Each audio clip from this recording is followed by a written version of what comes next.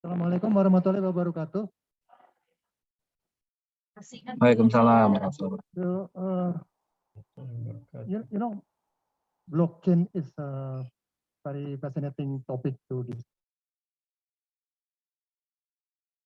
Ago, it has been developing constantly, and it attracted many researchers as well as like you, as well as the practitioner. And start from the basic source code, and it is continuously developing, and it's now I don't know. It's to me a little bit confusing here.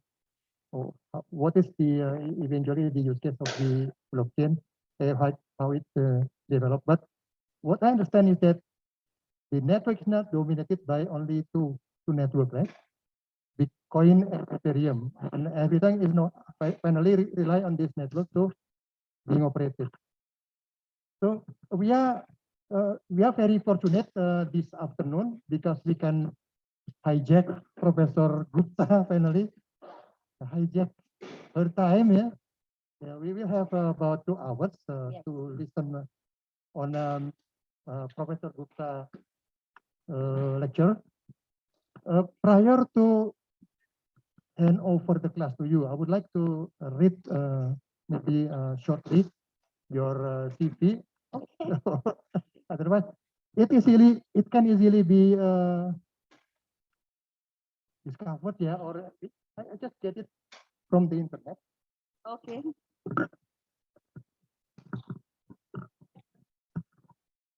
Who is Professor Gupta? It is an extended curriculum vitae. Thank you. Very impressive. So I just would like to read a brief qualification of or profile of Professor Gupta. Dr. Rekta Gupta is a professor of information technology at Lal Bahadur, as it is written on the screen. Yeah. New Delhi. Her key research area are IT implementation issues. That's raised my question. This is not pressing, but it's intriguing. So your background is very strong on IT, right? Yes. How come it ended in become a faculty member in Institute Management? How? How come it end up become a faculty member in Institute Management, which is to my understanding is more social. Yes. So good evening, namaste. That's hello from India. I am sure I apologize for your waiting. First question is, I have a strong background in information technology, and how do I end up in a management and business school? Yes.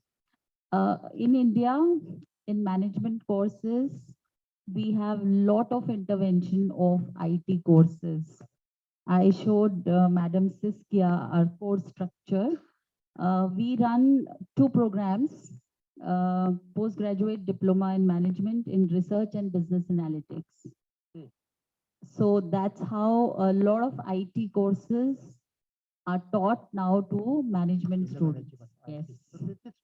Maybe little bit similar to our case, yeah, because we also teach students little bit about the IT aspect of the management. And in addition to that, there is also her teaching area includes OOP fundamentals. I don't know that's the meaning of this. object-oriented programming. I see. OO, object-oriented, artificial intelligence, blockchain programming, Python programming, very extensive. And Professor Gupta has been in total 20 years of teaching, so it's a lengthy teaching. And I think I have to stop there because I'm wasting your time. Yeah. So let us listen to the lecture given by Professor Gupta. Would you accept direct a question Yes, or yes also. Anybody who would like to raise question, just raise hand. This is also the case for the student who are in the remote. If you like to raise question, you can interrupt. Yeah, it will be very much welcome by Professor. Professor, the class is yours. Thank you.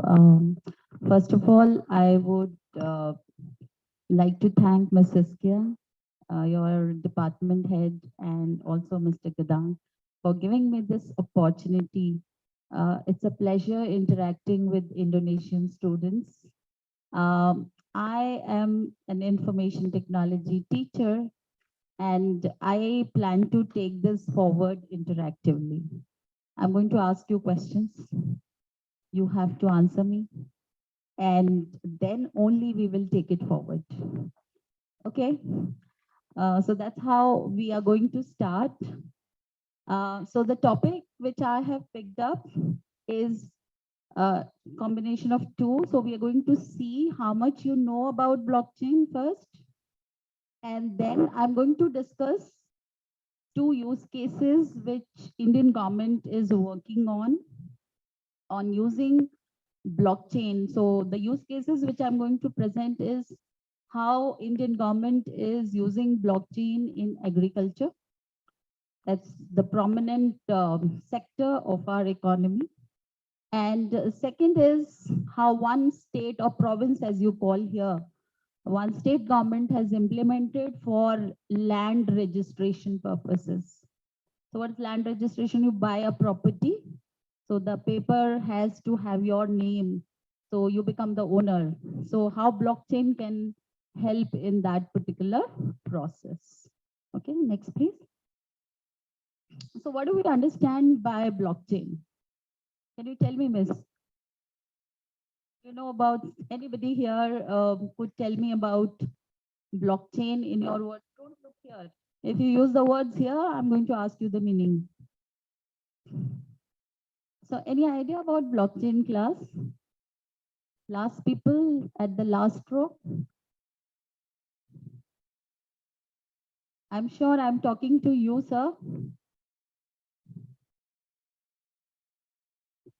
Yes, I'm talking to you.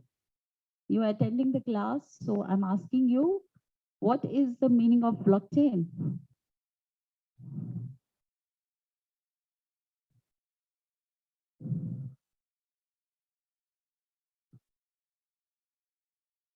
Yeah.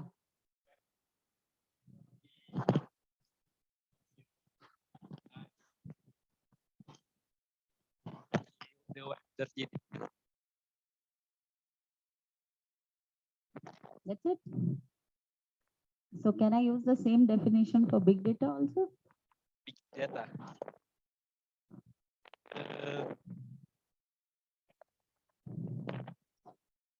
Okay, class, let's understand what a blockchain is. So can you skip the, go to the next one? Okay, next, just go to the previous slide. Tell me, let's say you are there. You and your friend are working on the same document, okay?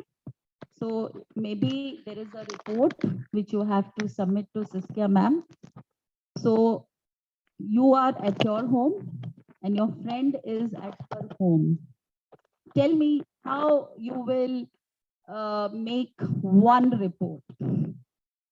Are you understanding, students? What's the question? Question is, you have to give one group work report to Saskia ma'am. Okay.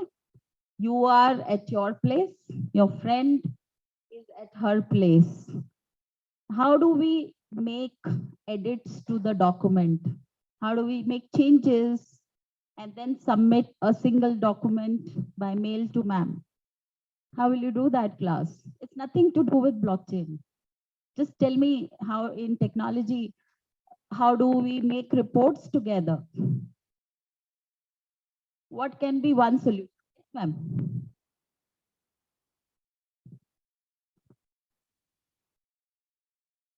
That's correct. That's one way. So let go to the next slide. So let's start with the simplest method. So if somebody is not familiar with Google Docs, maybe you will say, look, I have made this document, and you mail it to your friend, isn't it? So you mail that document to your friend, and then your friend makes the changes in that attachment and sends back to you. You are the boss. So he says, you check, these are okay. Then you say okay, and you send to ma'am. That's the traditional method, isn't it? That's the oldest one. Now, next please. The next method is Google Docs, as this girl said. So in Google Doc, what we have? We have a drive link. And then on that drive link, you have your document. And then you make the changes. She makes the changes. And the changes are at that drive. Okay. So you can, there's no need to mail. You got this? So we have moved from the old system where you need to make the emailing, and it's not required. Now, what is the problem with this? The problem with this is, suppose the site fails. You know, Google site. Sir, at the last, are you really interested? You're disturbing my class. So what happens, students? This is called centralized system. Centralized system means one place. An example of centralized system is also a bank. So bank is called a centralized place. People go and deposit money, and then they have the trust in that authority. And then some people you want to give the money, so you will issue a check in their name, and then the money is withdrawn from that bank. So this is a concept of centralized systems. And the problem with centralized systems is, if Google site fails, Google Drive gets corrupted, then you cannot have access to your shared resource. Are we getting it? So this is the middle path.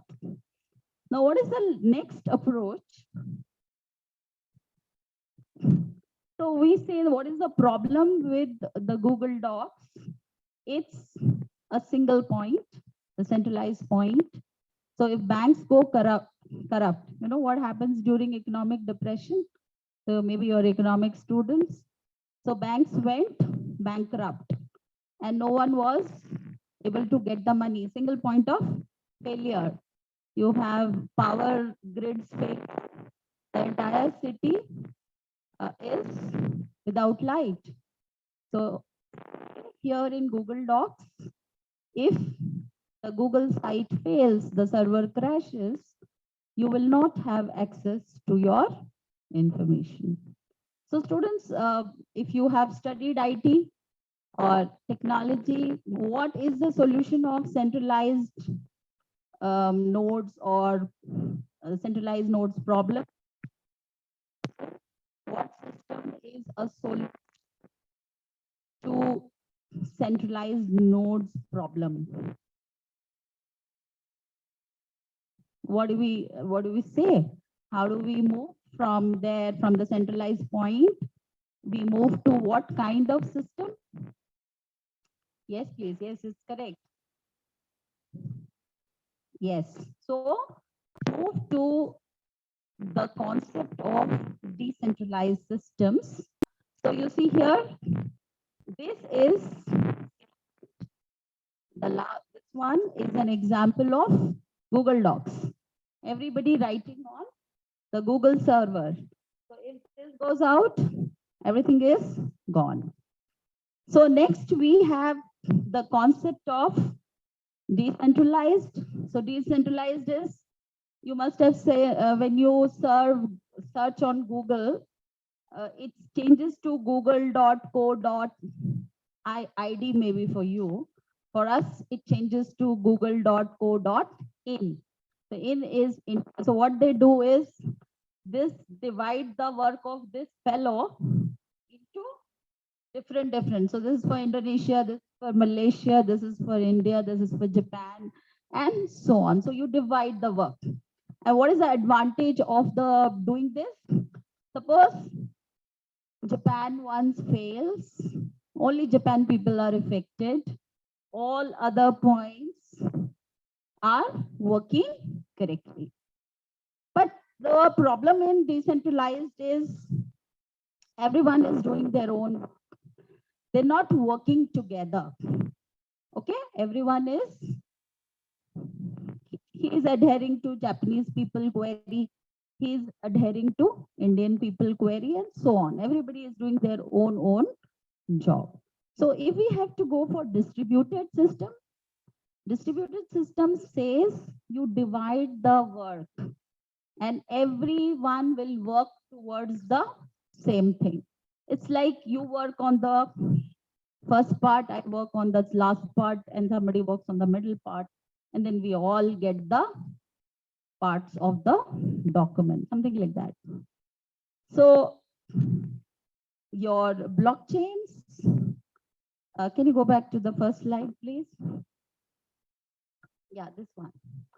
So what is blockchain? Is a decentralized system. So are we clear with the first part? It's a decentralized. It's not a central person who is working. And very shortly, I will explain the other parts as well. Are we clear with decentralized? Yes, girls? Yes? Okay. Go back. Go again. Move up.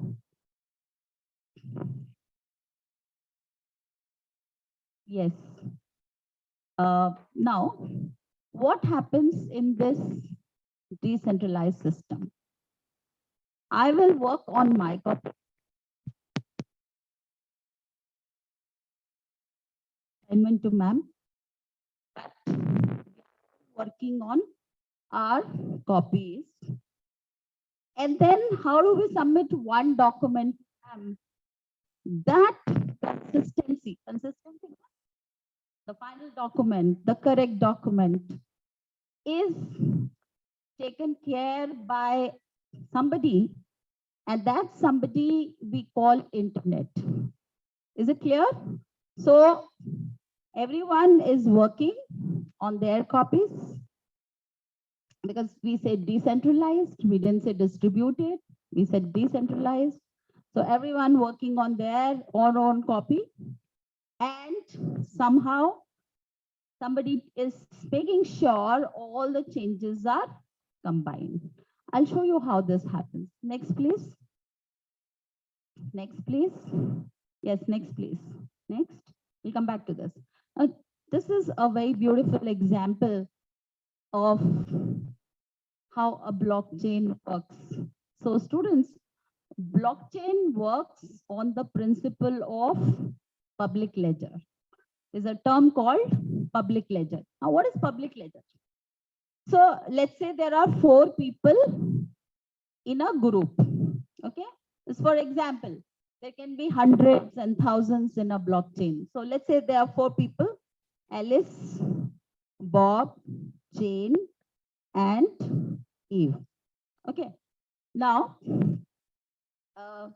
suppose the 3 people don't have any money in their bank account, and only Alice is having 100 rupees or rupaya, whatever you call. Okay. So what happens in a normal bank? You have a passbook.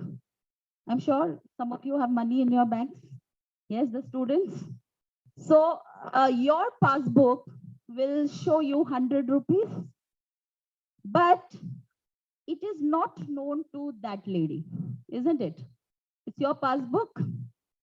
It is known only to you. That is called private ledger.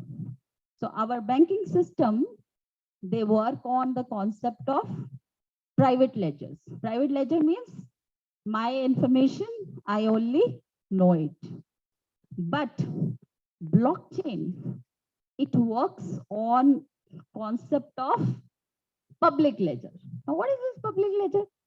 Public ledger means if suppose Alice is having 100 rupees, this information will be available to all participants in the network.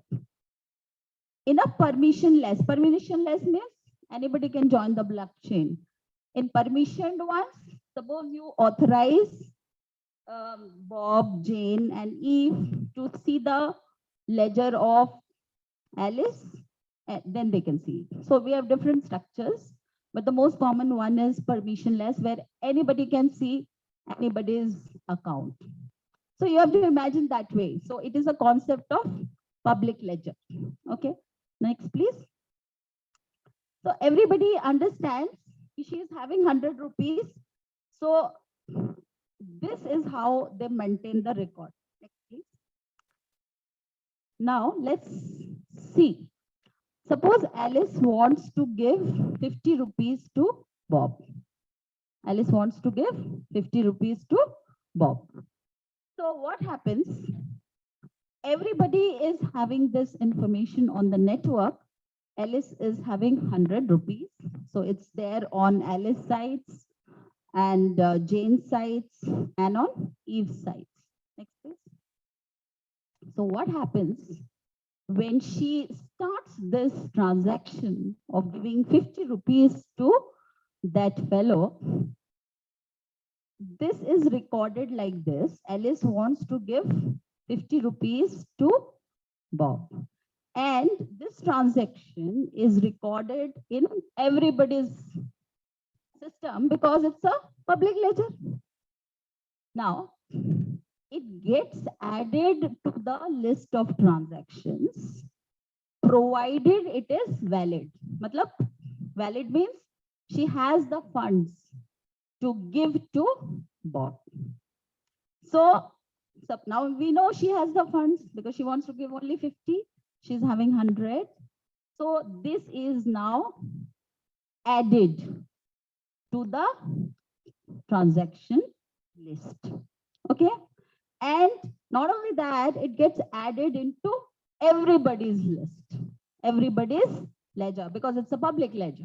To get that, what is public ledger? Everybody can see whatever is happening in the system. Next, please. Okay. Now, he got 50 rupees and he was not having anything. Alice gave him 50. And suppose he wants to give 30 rupees to Eve.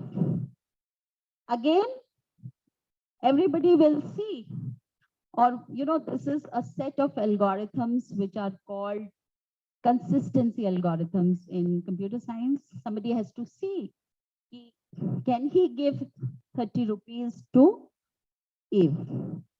Yeah. So once everybody is okay, yes, he has the money, he can give. Again, this is added to the ledger. Okay. So again, this is added to the ledger. So anybody can see the history of transactions in blockchain.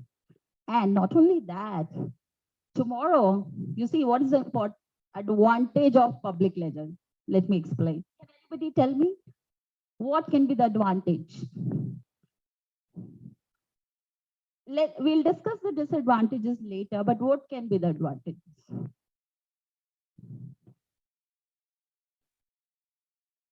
Yes, one is the transparency in the system. Everybody sees what's happening. So tomorrow, suppose Bob says, no, I never got the money from Alice. She's cheating me. So these people will say, what? It is recorded in our ledgers as well. You don't only have to see Alice and Bob's, it is there with everybody. So this is where we use money transactions. So let's say this is your farmer, this is your supplier. So once the merchandise is transferred from farmer to supplier, he can't say he has not received the products. Or in banking sector, when people transfer money. So banking already I've shown you. Everybody in the system. So imagine it as a supply chain. So this is a farmer. This is the, let's say, the processing factory. This is the wholesaler. This is the retailer. So everybody will know at what stage the product is. Do you understand the ledger? Is this clear? Next, please. No. Can we go back? Yeah, I think it comes later. Okay. Now, yes, this one. Now this one. Now, Alice has already transferred 100 bucks to, sorry, 50 bucks to Bob. So she's left with 50. Now she initiates a transaction saying, I want to give 80 rupees to Jane. The people in the network will say, you can't do this. You don't have the money. So the transaction is not added to the list of transactions. You get this? So this is broadly on a very small scale how blockchain works. Next, please. So somebody has to ensure that yes and no, you can't add this transaction. So for that, there is a big study area which are called protocols for commitment. So any valid transaction gets added to the list. Any invalid transaction will not get added. Plus, everybody has to agree, yes, this transaction now has to be added to the list of transaction. Security. No one can meddle with your data. Bob cannot deny that he didn't receive the money. So data is tamper proof. You can't change if something has happened or written into the transaction list of blockchain. And of course, if you have to maintain privacy and authenticity, you need to go for permission blockchains. So maybe Alice does not know other people. So in case it is permission, can you go back, please? Yeah, in case it is permissioned or semi-permissioned chain, her balance will not be visible to all, but only to those she allows. This is a typical example of permissionless. Permissionless means no need. Anybody joins in and anybody sees the whole data. So Bitcoin, it is like permissionless. You heard of Bitcoin? Yes. Do you invest in Bitcoins? No? Oh, some of my students do. Okay. So, Bitcoins is an example of permissionless. Of course, some encryption is done. So see, when she wants to send to Jane, it is an encrypted address. It is not as simple as Jane in the network. Okay. Please go ahead. Okay. So if I say now the definition, blockchain is an open distributed ledger. Ledger, you understand ledger? Which records transactions between two parties efficiently and in a verifiable means everybody can check whether it's correct or wrong, and permanent way. Nobody can deny it didn't happen because it adds to the list. Okay. So that's it, the definition. So what we say is a ledger. What do we call it? A ledger. It could be distributed or decentralized. So when it is distributed, everyone is working on the same thing. Yes. The example which we saw is of distributed. You know, because everybody is saying, can she give 50 rupees? Can he get 30 rupees? Getting mein koi problem nahi hai. No problem in getting, but giving only problem. So generally we go for distributed, efficient. People can keep on adding to the network. So if more people are added, they get the copy of the letter and they can start joining your network. Verifiable, anybody could check the kind of uh, transactions which are going on, and the information is persistent. You should remember this. These basically form the use case for usage of blockchain in industries. Information is persistent. Information is verifiable. Information network is efficient, and of course, decentralized or distributed. If you remember these four definitions, students, you will understand why governments or why companies want to use blockchain. So again, we remember four things. You understand distributed or decentralized?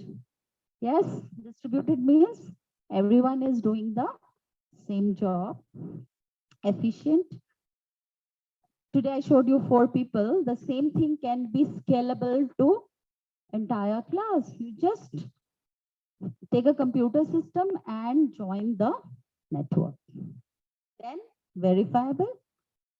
Anyone can check whether Jane can give 80 rupees to that person or not. If they say no, then the transaction is not added. Anybody says no. So what we have in the network is voting. Can you go back, please? So let me explain that also. Like, no, back. Back. Yes. So suppose she wants to give 80 rupees to this fellow. What the network does is asks not these two, but other people in the network. Is it a yes or is it a no?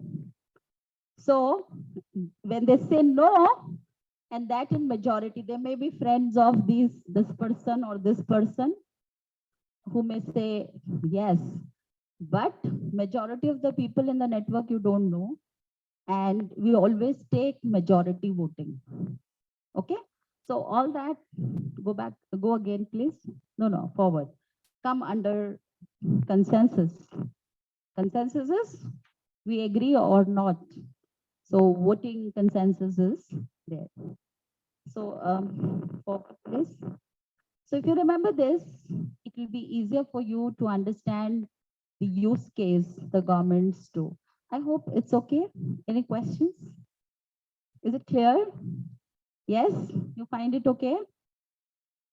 So we will focus on efficient, verifiable, and permanent. Nobody can erase anything which has been added to the transaction or the chain. Yes. Next, please. Okay, let me just go a little one slide into the technology. So next, please. Yes, I always explain my students through this example. So let's say there is some text. What do you see here? Fox. Yeah, some text is there. So what happens, students? In computer science, there is a field called security. Okay. What does the security do? It generates a crypto code. Okay, crypto code like this. Okay, through complex algorithms, which are SHA and other algorithms. So let's say, when I encrypt it, encrypt means I change from English to some secret language. So this is the code. Okay. So this is what we call is using some crypto function. Crypto, the word crypto is secret. Okay. So now, let's understand. The text was red fox jumps over the blue dog. So you remember the code here, some code is generated. Now see this, and if you're able to clearly see, tell me Why are they different? What was changed between the two? So here you see somebody meddled with your text. You say you're writing a check. You wrote the check for 10,000 rupees. Somebody added one more zero. So what happens, students?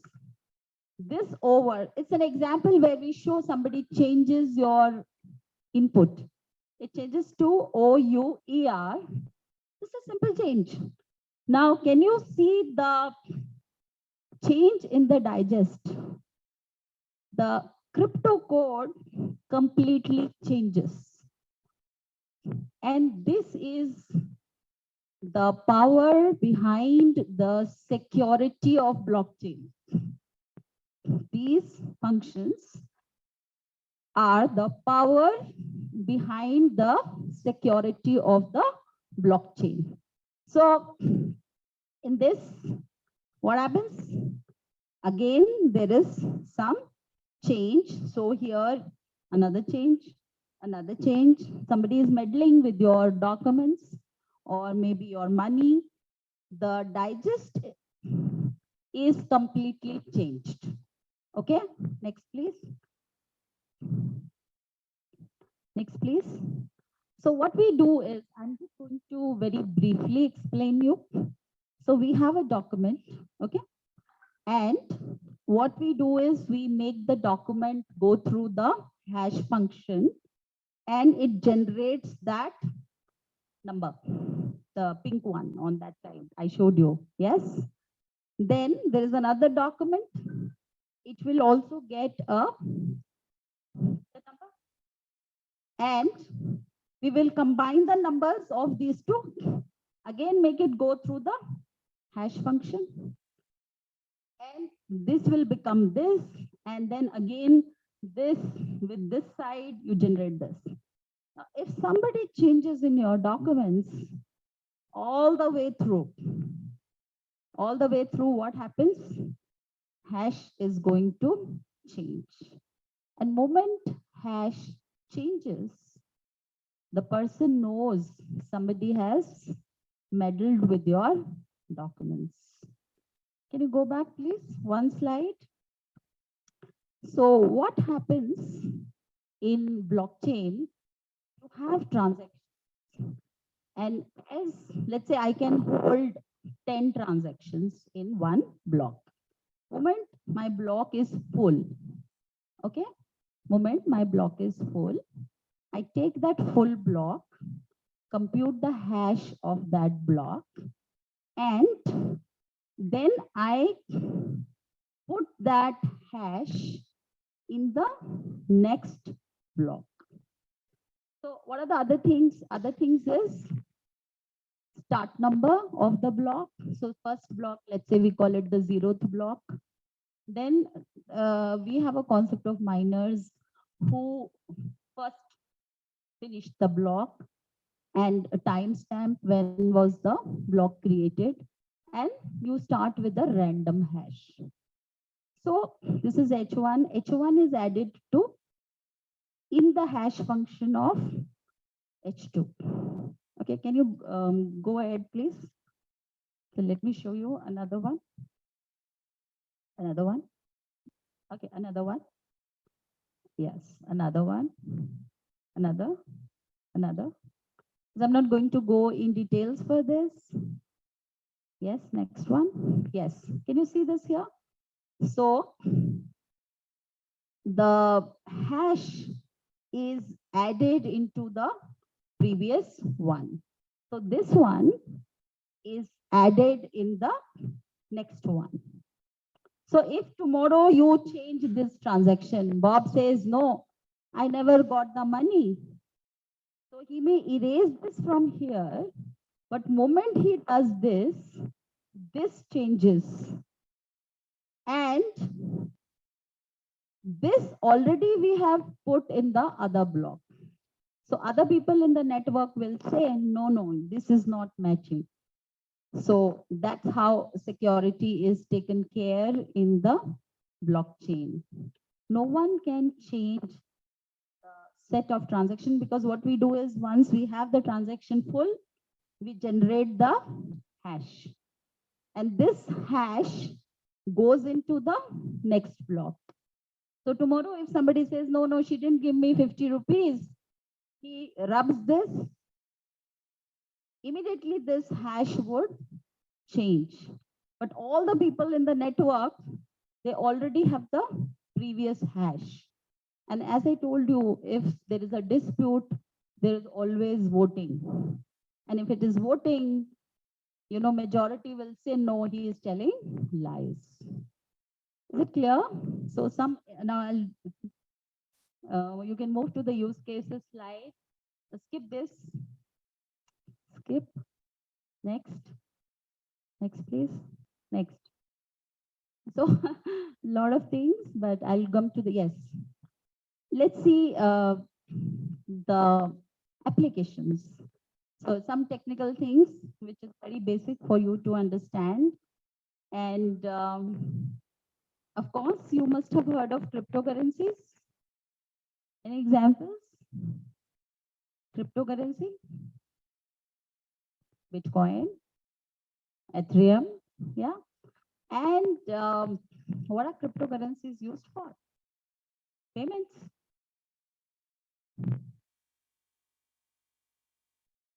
Yes, investment is form of investment.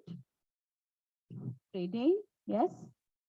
So if I have to talk of individual use cases, it will be difficult, but you can always see the internet if you're interested. I am going to talk about two use cases. One is supply chain, logistics, and in agriculture sector, and other is the land registry system, which the Indian government is implementing in India. So all the other things, birth, death certificates, digital identities, copyrights, loyalties, they are with the tamper-proof mechanism, which I will try to explain in the last maybe, and of course, waste management tracking and so on. So let's go to the first use case. It will be interesting for you to see. Okay. When you talk of blockchain and its usage in agriculture, so why agriculture is important to India maybe? It's the largest sector in India, but it contributes only 1/3 to our GDP. So we've been falling behind because IT and other services have picked up in India in the last years. So we need to improve the production from agriculture, not only in India and worldwide, because population is going to grow and land is not growing.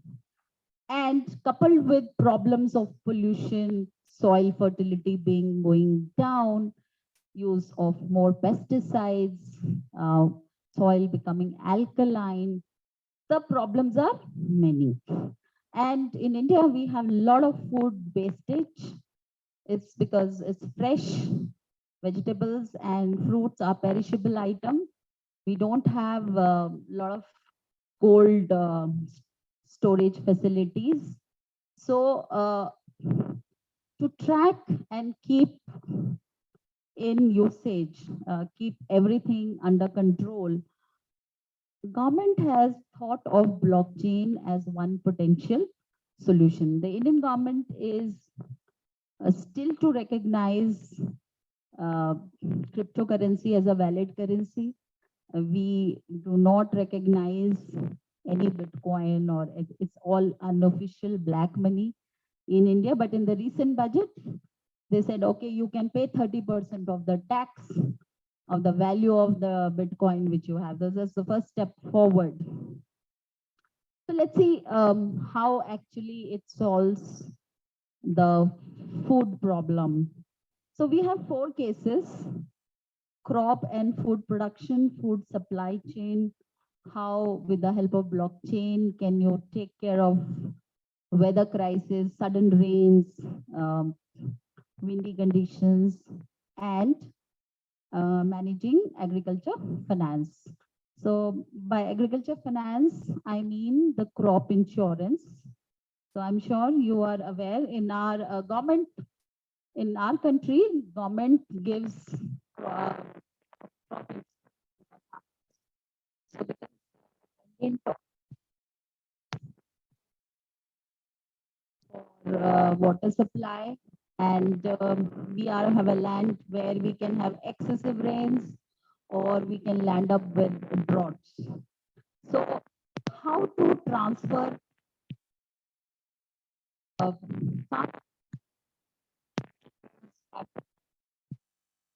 so you need to do it quickly. His crop has already failed and he needs the money, and the government taking a lot of time for credit to reach to the farmer. So how to manage that agriculture finance, that also can be tackled with the help of blockchain. So have you heard of Internet of Things? Yes? Yes. What's it? Have you heard of smart houses, smart cities? Yes? What smart houses do we have? Give me an example of a smart application. Smart application. We have this smart happening thing among the teenagers. So you should tell me. So somebody is smart, a house is smart. Yes, tell me please. You're not smart? Okay, so smart houses are like you enter the house, or let's say you get up in the middle of the night, you want to go to the washroom. The moment you step in the doorway, the lights are automatically on. And as soon as you go away from there, the lights are off. How do they work? So you have sensors. Sensors. Sensors would sense the presence of a person. So they work on detecting changes in temperature, humidity, smell. So there are different kinds of sensors we have. Okay. So if you talk of agriculture supply chain on blockchain, it is blockchain plus IoT. Now, what are these sensors? So there is a concept called precision agriculture. So precision agriculture means the plant is there near to the root of the stem of where it is in the soil. You put the sensor, and the sensor would tell you, okay, this plant requires only 1 ml of water, not 2. It will tell you, look, this plant wants more fertilizer. There may be another plant which requires more water, but less fertilizer. So precision agriculture means we want to give only the required resource to a particular plant or a patch of plant, something like that. So what happens next, please?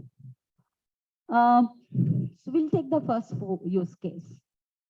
What is use case 1? We are focusing on production. Production means we want to grow more. So first thing in agriculture is production. Yes, you want to grow more. The problems I have told you, you have growing population, you have unfavorable environmental conditions, customers are more demanding. You know, in India, there is now a trend to go for organic food. So they don't want food which is chemical fertilizer based. They want organic manures. So increasing customers' satisfaction, people want to see how the food from the farmer has reached your home. Did they travel it properly? Did they package it properly? and what is the quality of the food. So these are the questions which we are looking for answers. So in India, there are a lot of middlemen. You understand middlemen? So poor farmer, he doesn't know what price to sell, where to sell. Of course, government has said you sell here, but then they sit in that middle thing and they give only half the price to the farmers. So we also want to ensure fair income to the farmers. Probably Indonesia things are same. And we also want to, because our farmers are dependent on weather gods, lot of land, we can't give water supply to each and every farmer. So we want to see if they can handle. So see, we understand, maybe you'll wonder it's a poor country, but then somewhere things have to start. So government is starting this as a pilot project. And the first use case being focused on production. Okay, so let's see how do we solve this. Next, please. So as I said, I'm sorry, I won't be able to show you everything, but this. So first is we have data collection points. And data collection points are to be at every stage. So when you are growing the crop, I told you the sensor would be placed where? In the field. Okay, in the field. And then we want sensors also to be placed when we are transporting the product. So these are called IoT based vehicles. Okay, these are called IoT based vehicles. And then, so they basically transport from the farmers to the factories. So maybe you process them somewhere, process the food, and again from the factories, when it reaches to the wholesaler or the retailer, maybe we want to see how things have been through the process. Okay.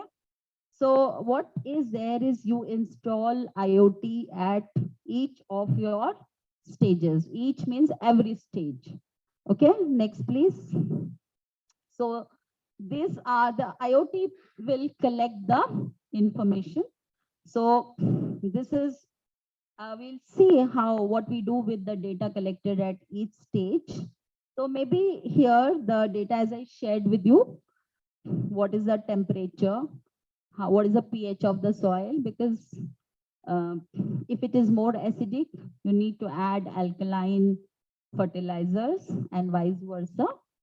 And then how much pesticides requirement is there, what is the water requirement of the plant, and what is the temperature and the wind speed in which the plant is growing. Remember this, because they will come useful when we talk of other use cases. So are you understanding what are we collecting?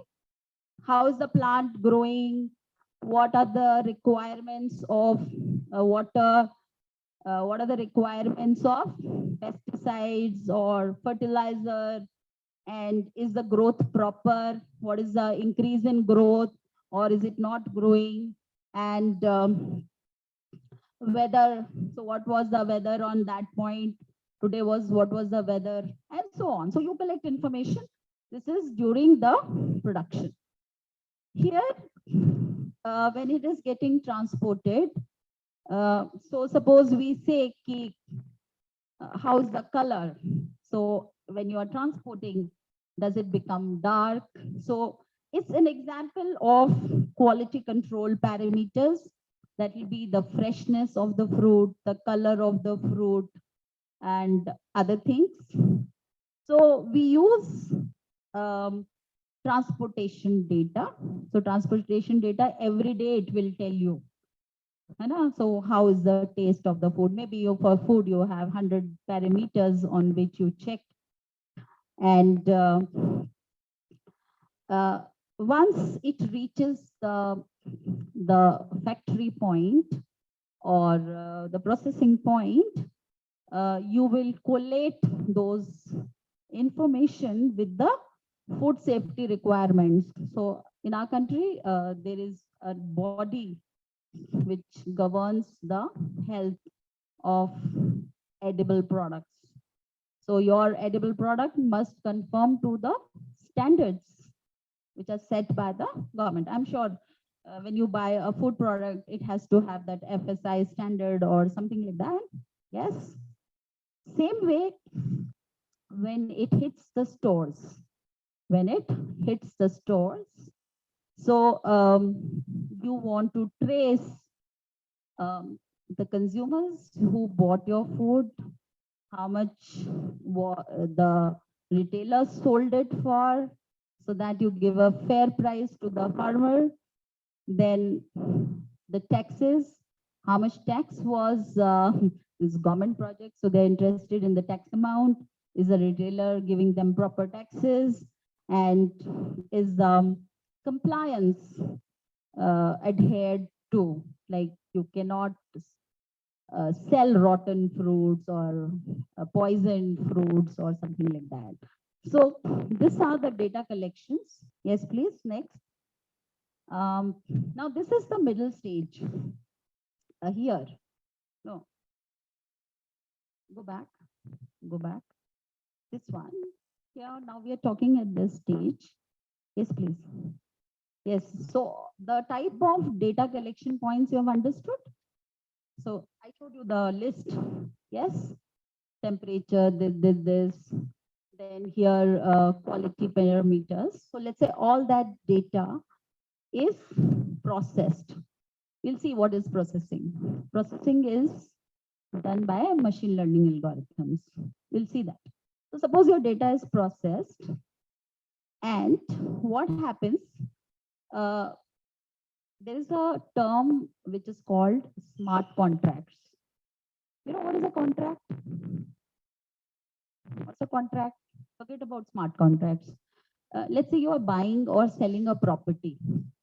You know, did your parents buy some new house, new car? Yes. So how do you buy a new car? A new house? So I don't know in Indonesia what's the system. Can tell us what's the process of buying a new house, ma'am, in Indonesia?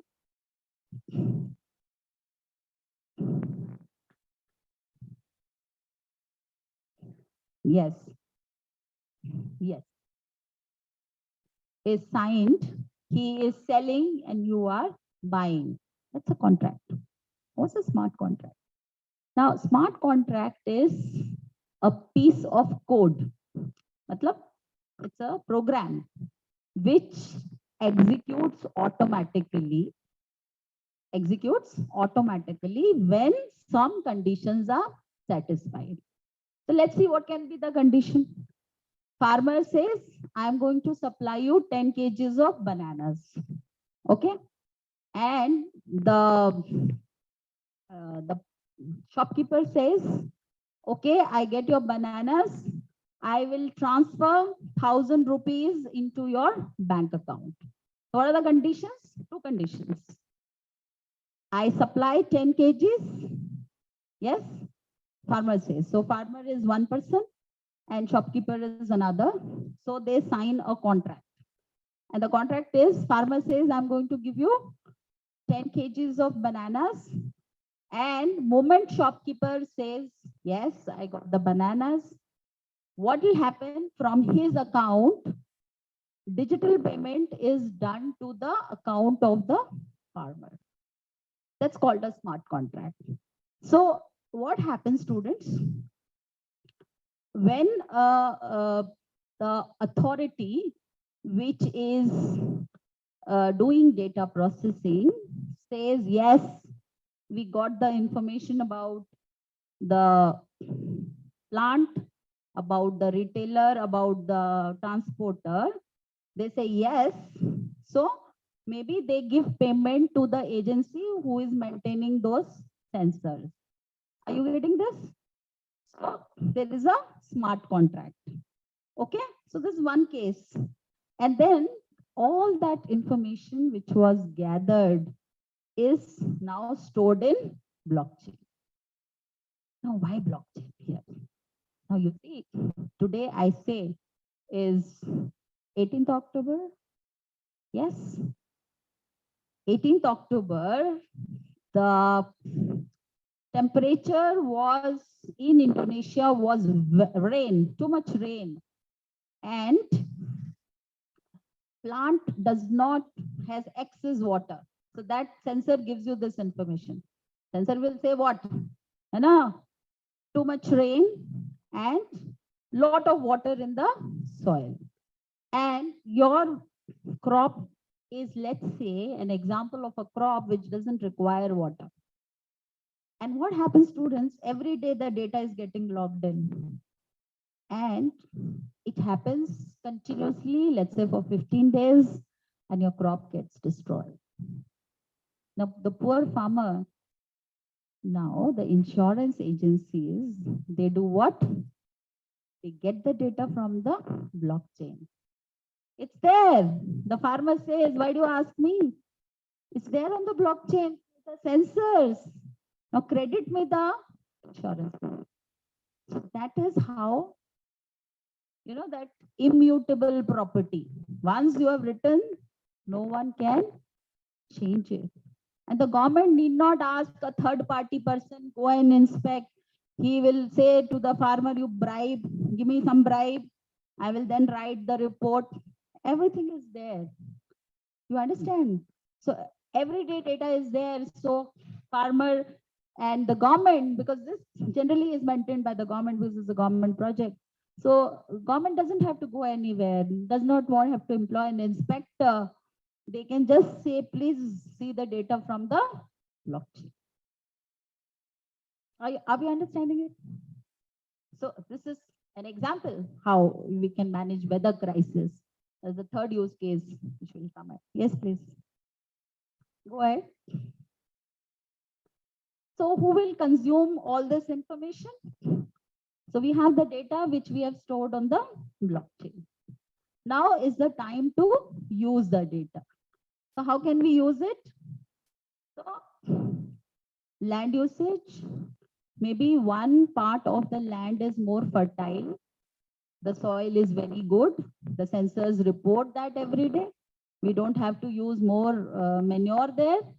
So, and another part of the land, you need more manure. So you can balance your resources and eventually it will lead to improved soil quality. Isn't it? What we do now, you must have seen pictures in the TV. So that's a traditional method. Of course, we have survived that for so many years. But now, if you have to go technology driven, maybe you will see where it is required and where it is not. So informed decisions. So as soon as he sees a particular patch of land requires more, maybe more shade, the plant is getting weathery, its color is changing, so he may build some shades over it. So it helps the field person to make more informed decisions. Yes. Otherwise, maybe he's so experienced looking at the crop, he can tell, but about the water requirements, about the pesticide requirement, it is not always possible. Crop efficiency, when you don't overuse your resources, the food is more organic, food is more healthy, and it ensures that food is safe for eating. What happened a few years back, our export, India's uh, national fruit is mango. I see a lot of mangoes here on streets. Our export to US was disqualified because of excessive presence of pesticides. So it could also help you in lowering the levels of pesticides, which has actually now got into our human systems as well. Uh, Quick and seamless food recalls. Every information is there on the blockchain. So suppose US says, I'm not going to buy your mangoes. They have more level of pesticides. You have the entire data on the blockchain. Go and read your documents. Maybe the farmer is not aware he shouldn't have used that much level. So make him informed, and next crop season, he should not be putting that much pesticide. So the government has got all the data, and it can make informed recall. Recall, you have to get back your faulty products back, and it would result in quick and seamless investigations, which your customers or the foreign customers would appreciate. Yes. And as I said, financial audits. So you have the retail information with you, you have the farmers information with you, so you can see the fairness in the crop prices, and you can also see how much the farmer is selling, because there is a contract between the farmer and the processing company. Farmer says, I'm going to supply you 10 kgs of bananas. So the processing company in between, okay, you supply me, I will transfer the amount. Now that information is also there on the blockchain. Sometimes farmers also tell lies. No, we are very poor. We cannot. We didn't sell any much. But if you have the blockchain system, everything is everything is there on the blockchain. And the last one is flood mitigation. So if your sensors are predicting that there could be floods, maybe you try to save your floods. And as I shared with you, if the flood happens, the sensors would indicate that, and your government can quickly, transparently distribute the credit back to farmers. So here we have used one property of the blockchain, especially in the supply chains. Worldwide, you will see DHL. It's agri supply chain, so somewhere it is your letters and your gifts which you send from one place. Any supply chain can be modeled like this on the all the stakeholders. Stakeholders in this supply chain are farmer, the processing company, the retailers. So in a logistic supply chain, it would be the sender and the logistics company and the receiver. They give you this, no? You can trace your courier through this. So how do we do that? We do it through this seamless supply chains only. Yes, please, next. These are the 4 steps. I have already explained you this one and this one. Maybe I'll just take 2 minutes to explain you this. Yes, please, next. Yes, so IoT sensors, you place them in your field, and the information is gathered. Next, please. Information, whatever is gathered, you have to structure that information. So structure that information, maybe you will have to put the time at which you gathered the information, which place of your country, and the kind of information you are storing, and then you have to make the data information available as per the compliance report required by the government, or whatever format all parties have agreed. So this is called cleaning of data in information systems. Like suppose you enter a form, they ask you the gender. So somebody writes male, somebody writes female. So in one part of the country, other part of the country says you just write M or F. Third part of the country they say 0 or 1. So every place, the data structuring is a problem. So because this is not going together from one place of India, it's to be done throughout the country. So we have, and you may have different vendors.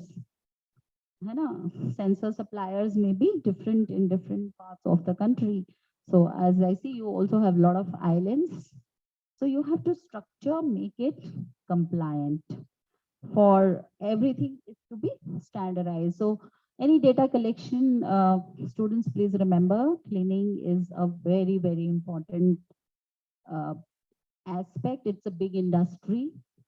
This industry is called ETL industry, extraction, transformation, and loading. So if you read on internet, called ETL companies, they do this donkey labor for you. Collect the data, transform it. So I will say male and female, that's more understandable instead of 0, 1 or M or F. That's called transformation. And then load it. Load it for what? Yes, next please. So load it for useful insights. I have 6 months data. So I will use now machine learning algorithms to predict what will be my total production. I do a prediction. Prediction is always futuristic. You know that? Analysis is always of the past. Prediction is always of the future. Yes. So once you have the data, you can make some recommendations for improve the the quality of your crop production for the next season. Maybe from the sensor data, you may suggest instead of this crop, please go for this crop. The conditions are favorable for that. Then maybe you can also predict from the selling what would be your uh, demand for the next season and so on. In India, the youth is now health conscious. They spend a lot of time in gym rather than, having eating healthy. So obviously there's a trend for going for fresh fruits and vegetables. So a lot of factors would determine the crop demand and this. So the machine learning algorithms will help you do some predictions. Yes, and obviously the data after the analysis, next please, is stored on the blockchain. Okay. Yes, so you can go next. So that was about the production. And we combined it with the supply chain. First is the production, the first column of the production. Second is we are ensuring traceability. You understand traceability? Traceability is a term which we use. Somebody said transparency. Yes, I want to see whether my crop was grown organically, because in India, organic products are priced higher 3 times than the ones which are grown with normal pesticides. So if I want to check, if I want to see the content of pesticide that farmer has used, and if your blockchain permits that, because I'm the buyer, I can see the pesticide information from the sensor in the production stage. It ensures transparency. And as a consumer, I go and get the information about the producer. That is traceability. You get this, students? Yes. So this is the use case for food supply chain.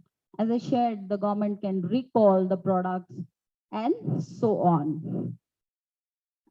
So in a normal supply chain, even the retailer can't tell you from which farmer or which factory the product has come. But in blockchain, it becomes seamless. Seamless is just a tick away. Next, please. Let's skip this. You can skip this. Skip, yes. Skip. Skip this. This is the third use case I was talking of. So suppose there are excessive rains, it leads to problems. Then you have high price surging. Like in India, most of us are vegetarians and we consume proteins in forms of dals. So we have crop, which is dals, and they substitute for proteins. And these crops are delicate crops. And so what is happening in India, the farmers are not cultivating this crop because they say we don't get the insurance, we don't get the credit once our crop fails. So because blockchain gives you traceability and transparency, the government can go and see, yes, the days were rainy, too much rains, and the crops got spoiled. And who are the farmers who are getting affected? And it supplies again the credit through smart contract. So smart contract executes now on the government side. Yes, the crop failed for this farmer. So automatic credit goes to farmer's account. The only problem here is the farmers are too much illiterate to get into this ecosystem. But our government recently tried a concept called demonetization just before COVID. So what is demonetization? They feared a lot of black money in the market.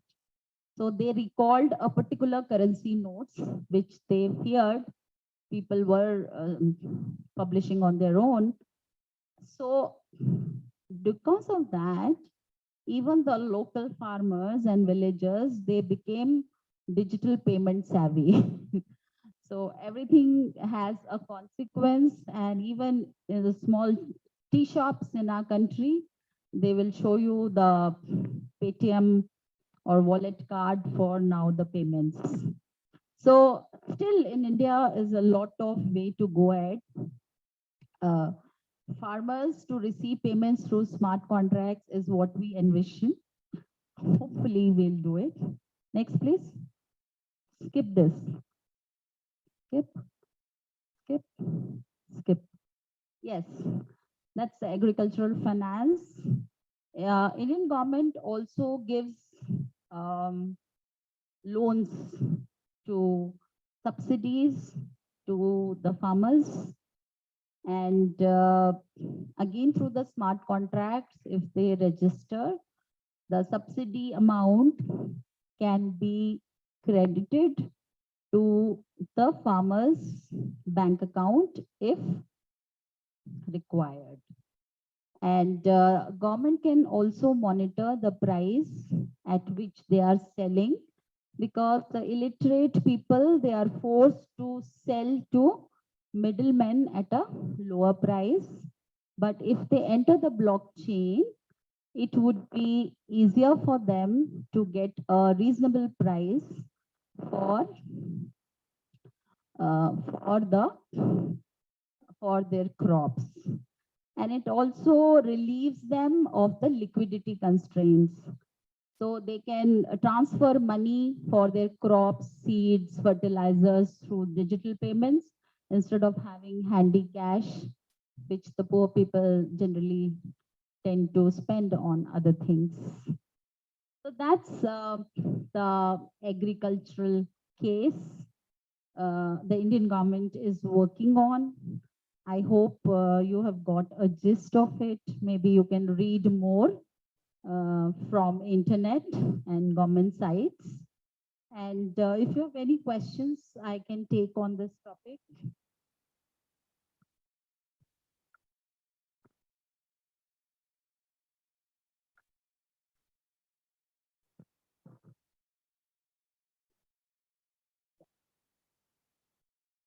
Yes.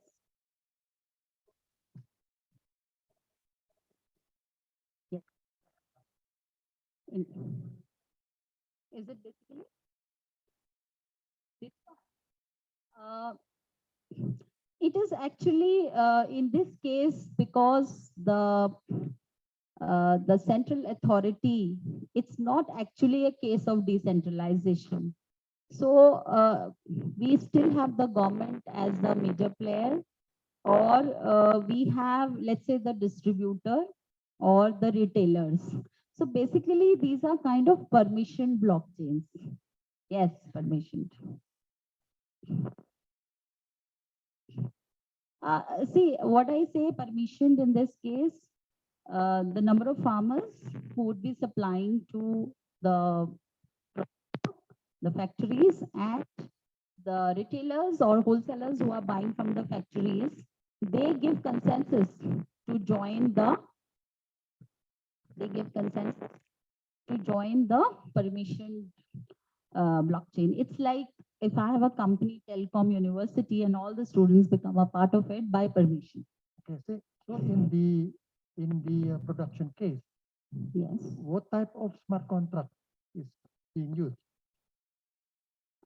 See, there would be a company, I'm saying, they are supplying the sensors. See, so For those, once their data is uploaded, yeah. they receive the payment. That's probably the smart contract at that stage. Yeah, because what I understand is just the collection of data. Right? Yes. Sensors Right. is somebody's job, Yeah. and it comes at a price. And you also install machine learning within the system.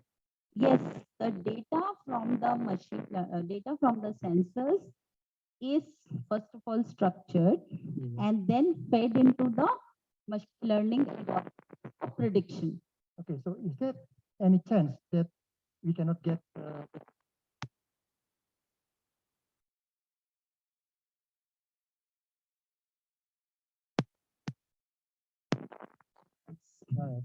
So if suppose the sensor says we need more water, maybe we cannot give the water. Okay, see, So that portion government has to tackle outside the blockchain. I see, I understand that. Yes. So that's all the four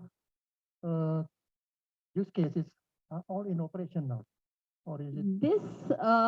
This is the big plan.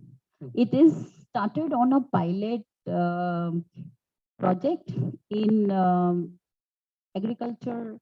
I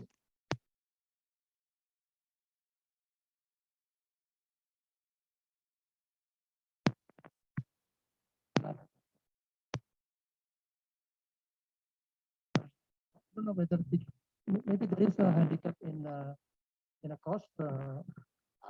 I think blockchain is not that costly. The only costlier part is the sensor because they get rentals, people Yes. of how these small pieces of Cost. devices work. Yes, yes, minimum. Yes. Okay, I have one question already in the bisa ditampilkan nggak from the remote? Yes.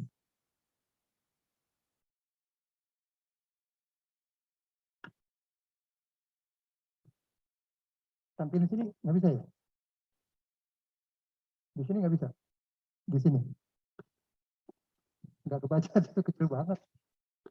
What is he saying? I do hope to have an example of how to build a blockchain by Professor, step-to-step for tracing a product such as coffee. Yes. maybe more visible. Yes, yes. This way. So when I give you a use case of supply chain, so supply chain can be for anything. you get this student, whoever is asking? So please understand, supply chain can any product from shoe to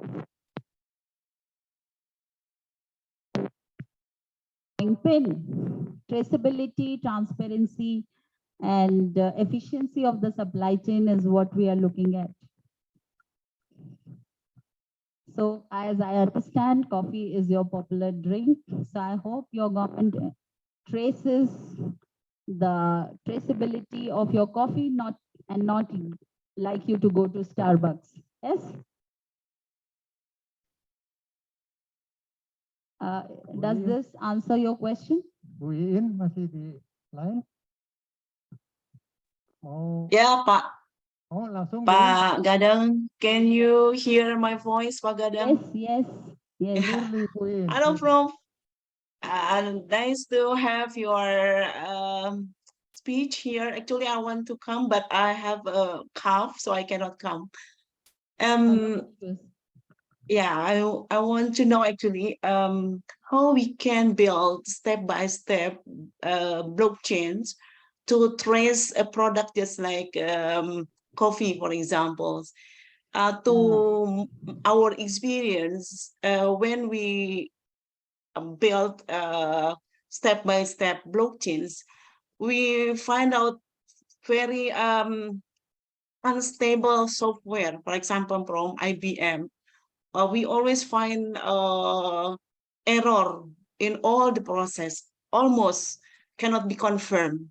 I hope I can have any source from you how to build on what software that can be used to build a chain or to trace a coffee, so we can have a good blockchains, quite persistent, confirmed blockchains. Not always error. When we try again, we have error again. Just like that. Thank you, Prof. Nuhun, So Pak I'm Gadang. happy that you are interested in developing the blockchain, because I have just given the application. So, if you know programming, there is this language called Solidity, where we develop blockchain application. You can use Python, and maybe you have to enroll in a blockchain technologies class for learning how to develop. You're talking of how to develop a solution, and I'm happy if I'm able to invoke that interest. So maybe go to your library.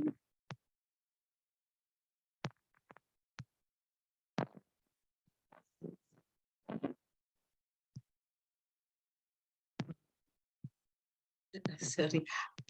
Yeah, I couldn't catch the whole voice, but it's okay. It's rainy here, so I think the problem with the internet.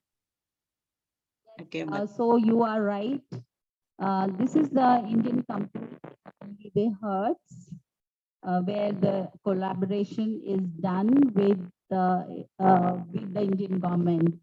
So I have picked the extracts from here only, because our government has not allowed to share, but this is the company which is implementing. So portions of the use case are from here only. And frauds in government, yes. Frauds, as I shared, death and birth certificates, because it is immutable. So this is the company which has collaborated for the northern part of India. So you can read the use cases from there. Agriculture case I picked up from there, because what actually we have implemented, we are not allowed to present. But since they are implementing and they have permissions, and I have collaboration with them, so I have picked the description from there for the use case part. But he has already made public, not yet. Yes, he has made public, but it's a prototype. The actual is still designing. Okay. Yes. IoT, yes. If you talk of supply chains, it will be combined with IoT only. Because without data, you can't trace where your package is moving or where anything is moving. So traceability in any supply chain, blockchain will be coupled with IoT. So you can read literature about blockchain with IoT. So that's a separate field where it works. And Hertz comes to our campus for hiring students, and our students are part of this project. And we as teachers are collaborators in Hertz development process. Yes, please, any other question?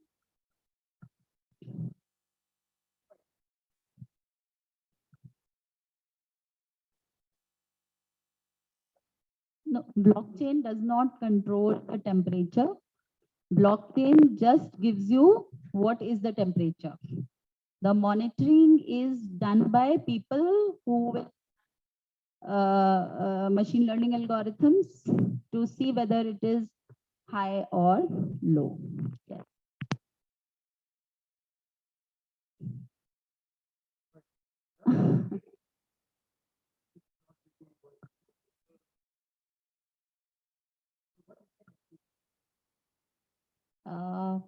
Of block, what No, this because he's saying that the blockchain only for the crop. no, is, no, no. It's not complex. It is complex till the time to understand the nitty-gritties. Even, till the day you don't know Python or you don't know how to write something on the computer system, it's very complex. But as soon as you sit on the system, you start coding, it's easy. It's like knowing any software. So if people don't know Word, for them, Word is complex. But the day you start learning, understanding anything, of course, in my lecture, I can understand one lecture will not tell you everything, but it just opens a window through which you can go and explore. Yeah, I'm with you. I'm Thank with you. I mean, teaching students to code means that we teach you to think, To imagine. to imagine, to be creative. Yes. Yeah. So, Professor, does it require any level of literacy in IT? No. No. So everybody No. can do it. I can tell you, what happens, sir, when you block of transaction is full, you have to generate the hash. And this is called a mining problem. And mining problem, the miner gets some money. So what students at my university do is they combine 4 or 5 computer systems, get a parallel computer temporarily made, or they buy some high-end computers, join them together to generate that hash code to get the money. And my own son asked my, no, not my son, he is small, my husband's boss son. So he was 20 years old, and he asked for a high-end computer system from his father. So my husband was wondering why he would require high speed. And he said, no, I want to do some designing and others. So my husband said, then I'll recommend you this product. But the ultimate aim was to mine the hash code. So if you have that madness, is what I call my technology students about, it's a madness. You don't need anything. You just need a simple computer to be a part of the network. But if you want to go for mining or some other activity, yes, you need some high-end computers. Yeah, Professor. This will be my last question. just lost my question. Do you have any other question? One more question. Yes, please. Yes. Yes.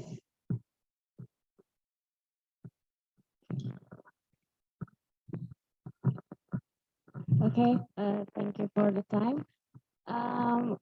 Would you mind to share us what the most difficult things that you found when you start to doing this blockchain in agriculture case, this case, I think. See, the biggest problem is the government itself. You have to get the permissions from the government, and many in government sector do not understand technology. So, but if you are lucky, if you have some minister who wants a change, then you get a lot of funding and projects. And then when it comes to students and universities, the floor is open. So I'm sure you must have heard of how Unix was developed. You know, Unix code, they made it freely available to the MIT. And they said, you develop. And then students are mad, they develop. So the biggest hurdle is the government. In fact, I have brought one more case. You can read, one state in India is implementing land records management. So you will now buy and sell through blockchain. Okay, finally we come to the end. So thank you so much for your It has patient been learning. an honor for us having you, even though we hijack your time. No. I mean, I am always in for any delivery.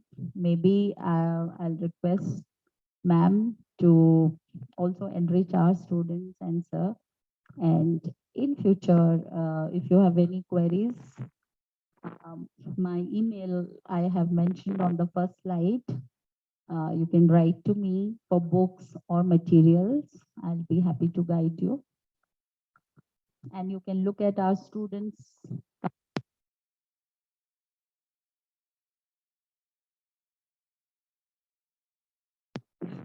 Thank you, Professor.